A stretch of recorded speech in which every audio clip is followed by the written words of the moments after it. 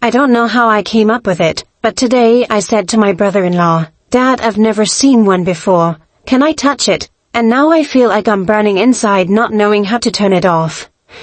It was this afternoon, in the basement of my house.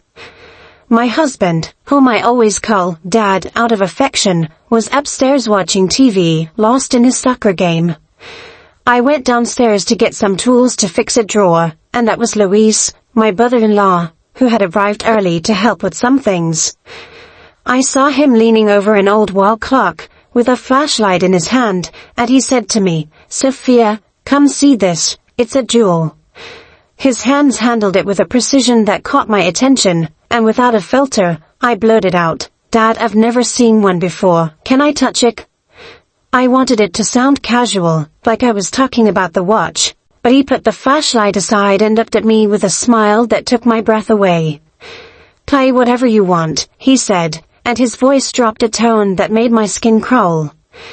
I moved closer, trying to remain calm, and he held it closer to me. "It's unique, don't you think?" "Luis, yes it is," I murmured, but he replied, "Not as much as you." My heart leapt, and I stood there, my fingers inches from the clock, as he continued talking. "My brother doesn't appreciate these things," he said, and his eyes darkened, as if the watch wasn't the only thing on his mind. I tried to focus on the worn hands of the watch, but then everything went awry. He took a step closer, leaning on the table, and whispered, "Not these things, nor others he should." My skin heated, and I wanted to tell him to stop, to come upstairs with me and let's put this behind us, but my voice came out weak. "Luis, no," he laughed softly, almost as if he enjoyed my discomfort, and said, "I'm just saying what I see, Sophia." For an instant, my mind was lost. I imagined his voice closer, his hands firmer, a silence that said too much.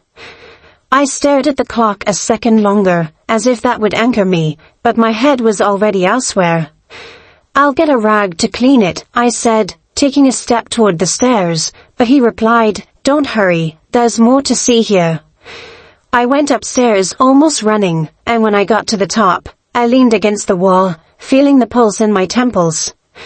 My husband saw me and asked, "What were you doing downstairs so long?" "Luis showed me something," I replied, my voice trembling, and he nodded, returning to his party unsuspectingly. But I do know what happened after that sentence, and I can't get it out of my head. What do you think?